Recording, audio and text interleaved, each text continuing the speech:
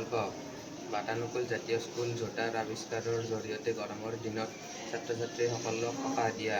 উদ্দেশ্য: গৰমৰ দিনত স্কুলত ছাত্ৰ-ছাত্ৰীসকলে দৌৰিলৈকে জোতা-মোজা পিন্ধি থাকিবলগীয়া হোৱাত আৱিষ্কাৰৰ পৰিৱেশ এটাৰ সৃষ্টি হয় আৰু লগতে দুৰ্গন্ধ ওলায়। ইয়াৰ পৰা পৰিত্ৰাণ পাবলৈ USB জাতীয় কুলাৰ আৰু এয়াৰ কণ্ডিশ্যন জাতীয় জোতা পৰিধানৰ জৰিয়তে ছাত্ৰ-ছাত্ৰীসকলে সতেজ অনুভৱ কৰিব, ভৰিৰ পৰা ওলোৱা ঘামৰ পৰা পৰিত্ৰাণ পাব আৰু লগতে দুৰ্গন্ধৰ পৰাও মুক্ত হ'ব।